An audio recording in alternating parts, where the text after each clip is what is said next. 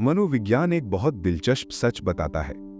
जो लोग अकेले में खुद से बात करते हैं उन्हें अक्सर गलत समझा जाता है। लोग उन्हें अजीब समझते हैं।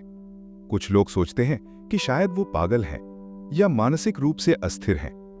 लेकिन सच्चाई इससे बिल्कुल अलग है। वो पागल नहीं है, वो टूटे हुए नहीं है और वो अपना मानसिक संतुलन नहीं खो रहे। असल में कई बार उनका दिमाग इतनी तेज गति से काम कर रहा होता है कि विचारों को व्यवस्थित रखने के लिए आवाज की जरूरत पड़ती है।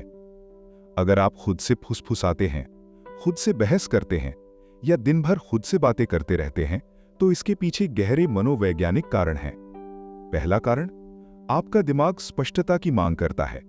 जब आप खुद से बात करते हैं तो आप कोई काल्पनिक आवाज नहीं सुन रहे होते, आप अपने विचारों को आकार दे रहे होते हैं।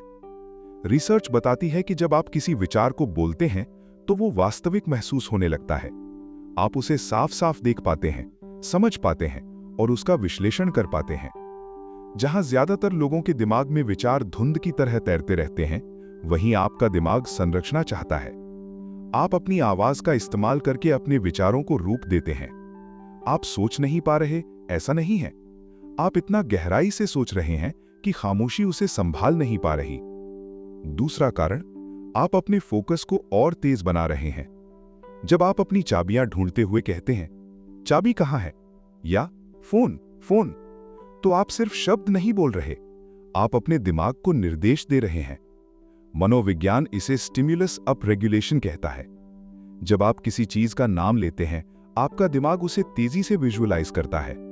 आपका ध्यान भटकता नहीं, आपका दिमाग एक सर्च इंजन की तरह काम करने लगता है। आप खोए हुए नहीं हैं, आप ज्यादा सटीक तरीके से काम कर रहे हैं। तीसरा कारण, आप अपने इमोशंस को नियंत्रित करना जानते हैं। क्या आपने कभी खुद से कहा है, चलो तुम कर सकते हो, या तुमने ऐसा क्यों किया? इसे डिस्टेंस्ड सेल्फ टॉक कहा जाता है। ये इमोशनल इंटेलिजेंस की निशानी है। आप खुद को एक अलग व्यक्ति की तरह देखकर खुद को संभालते हैं। आप खुद के थेरेपिस्ट हैं, खुद के कोच हैं और खुद के मोटिवेटर हैं। जहां दूसरे लोग टूट जाते हैं, वहीं आप खुद को संभाल लेते हैं। चौथा कारण, आप अपनी मेमोरी को मजबूत बना रहे हैं।